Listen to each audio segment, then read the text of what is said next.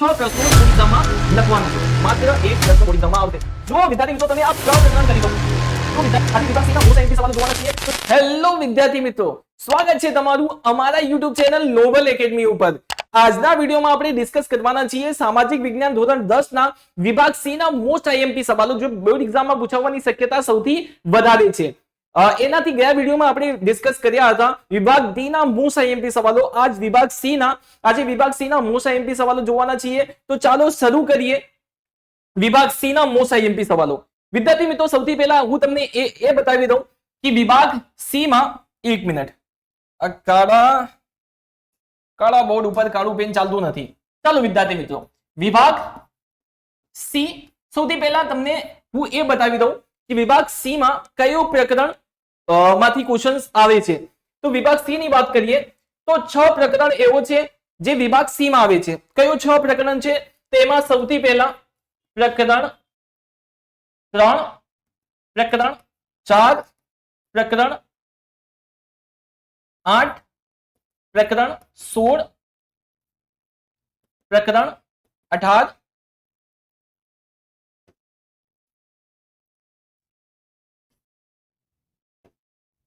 પ્રકરણ 18, પ્રકરણ 19. આ 6 પ્રકરણ છે વિદ્યાર્થી મિત્રો. આ 6 પ્રકરણ છે જે બોર્ડ એક્ઝામમાં વિભાગ સી માં પૂછાશે. તો હવે વાત કરીએ કે આ પ્રકરણમાંથી કેટલો પ્રશ્ન બોર્ડ એક્ઝામમાં પૂછાશે. તો વિદ્યાર્થી મિત્રો, હું તમને કહું, પ્રકરણ 3 માંથી બોર્ડ એક્ઝામમાં 2 પ્રશ્નો પૂછાશે. પ્રકરણ 3 માંથી વિદ્યાર્થી મિત્રો બોર્ડ એક્ઝામમાં કેટલો પ્રશ્ન આવશે? 2 પ્રશ્નો આવશે. અને પ્રકરણ 4 માં કેટલો આવશે? તો પ્રકરણ 4 માં વિદ્યાર્થી મિત્રો માત્ર એક જ પ્રશ્ન આવશે. માત્ર એક જ પ્રશ્ન. હવે પ્રકરણ 8 ની વાત કરીએ વિદ્યાર્થી મિત્રો, તો પ્રકરણ 8 માંથી બોર્ડ એક્ઝામમાં 2 પ્રશ્નો આવશે. 2 પ્રશ્નો આવશે. હવે વાત કરીએ પ્રકરણ 16 ની, તો એમાંથી એક જ પ્રશ્ન આવશે. પ્રકરણ 18 માંથી વિદ્યાર્થી મિત્રો 2 પ્રશ્ન આવશે. અને 19 માંથી માત્ર એક જ પ્રશ્ન બોર્ડ એક્ઝામમાં પૂછાશે. હવે વાત કરીએ કે આપણને કેટલો પ્રશ્ન લખવાનો છે.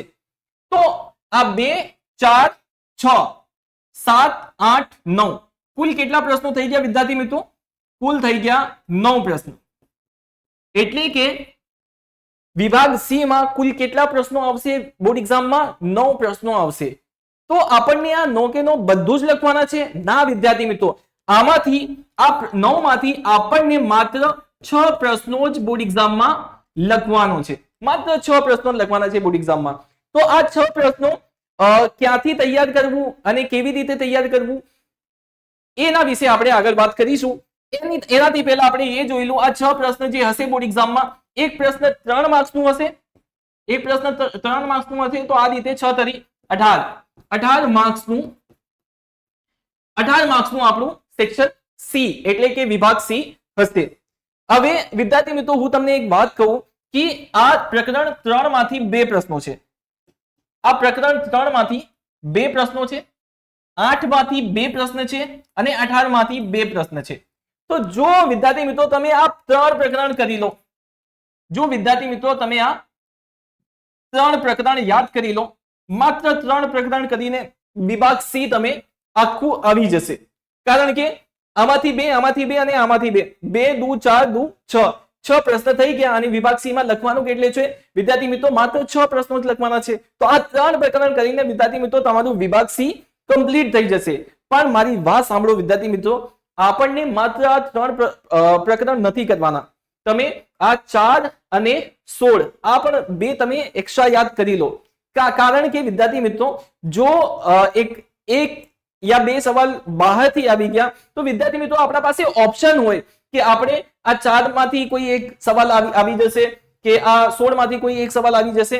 તો વિદ્યાર્થી મિત્રો આ ઓપ્શનમાં પ્રકરણ યાદ કરવાનો જરૂરી બને છે. કારણ કે 12 થી સવાલ આવે તો આમાંથી કોઈ એક સવાલ આપણને આવતું હશે.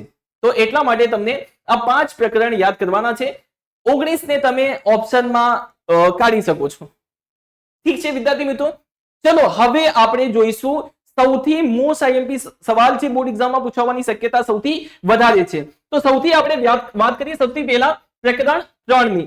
તો પ્રકરણ 3 માં બોર્ડ એક્ઝામમાં સૌથી મોસ્ટ આઈએમપી સવાલ જે પૂછાવાની શક્યતા સૌથી વધારે છે આ 10 સવાલ છે વિદ્યાર્થી મિત્રો કુલ.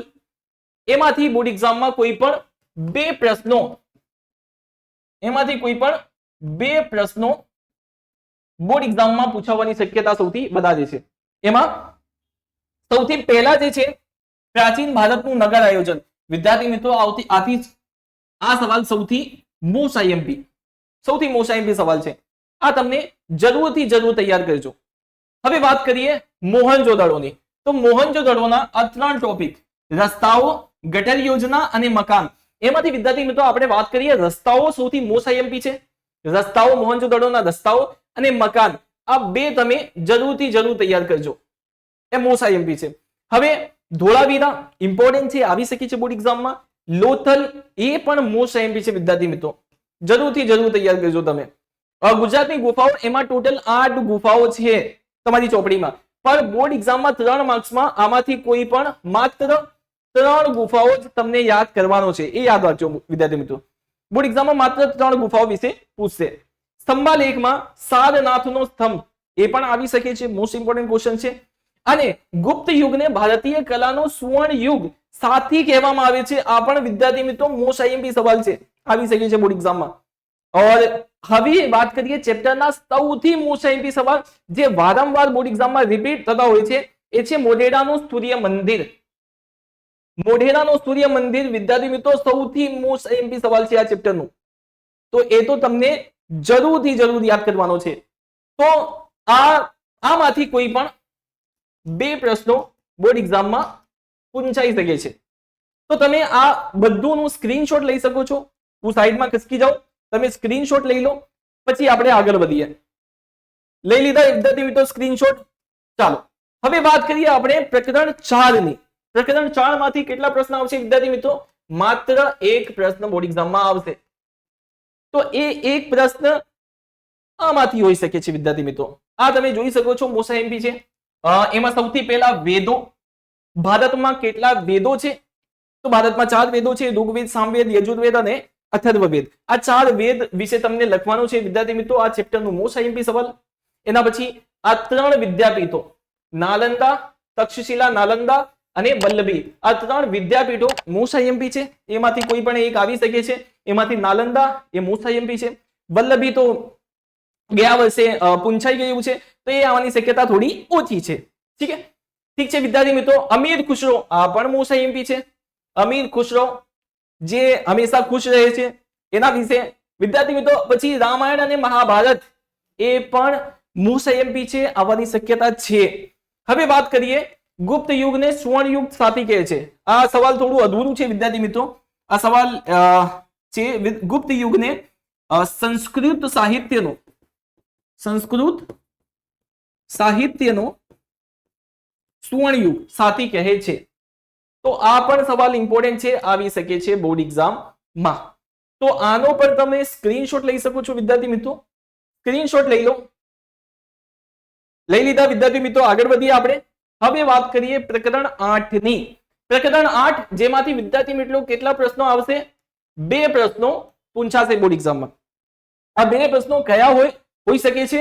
તો એ આપણે વાત કરીએ તો એના સૌથી પહેલા મોસ્ટ આઈએમપી ક્વેશ્ચન છે આ સંસાધનો નો ઉપયોગ, એ પૂછાઈ શકે છે, ઇમ્પોર્ટન્ટ છે વિદ્યાર્થી મિત્રો, મોસ્ટ આઈએમપી છે. બીજો સંસાધનના પ્રકાર એ પણ આવી શકે છે બોર્ડ એક્ઝામમાં, મોસ્ટ ઇમ્પોર્ટન્ટ છે. કાપની જમીન, લાલ જમીન અને કાળી જમીન એ પણ ઇમ્પોર્ટન્ટ છે, પૂછાઈ શકે છે બોર્ડ એક્ઝામમાં. હવે વાત કરીએ ચેપ્ટરના સૌથી મોસ્ટ ઇમ્પોર્ટન્ટ ક્વેશ્ચન, જમીન ધોવાણ અને ભૂમિ સંરક્ષણ. જમીન ધોવાણ અને ભૂમિ સંરક્ષણ ચેપ્ટરના સૌથી મોસ્ટ આઈએમપી ક્વેશ્ચન આ 2 છે.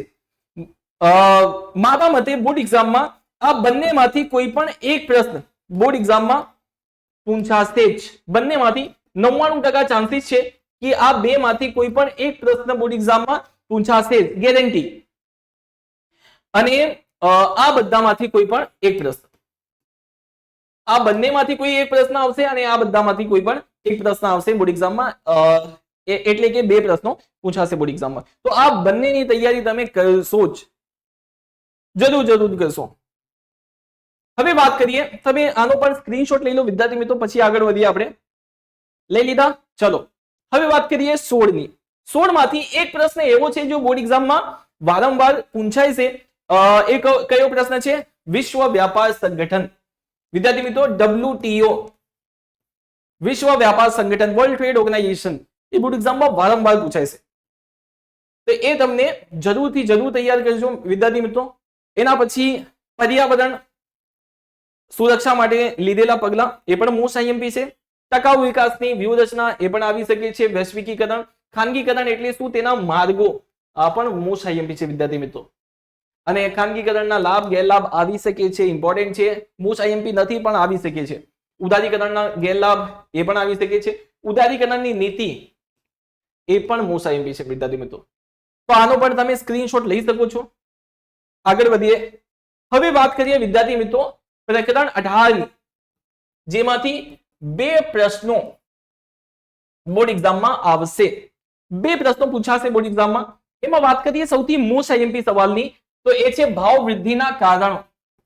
ભાવ વૃદ્ધિના કારણોમાં કોઈ પણ 4 કારણ તમને કરવાનું છે તૈયાર. કોઈ પણ 4 કારણ,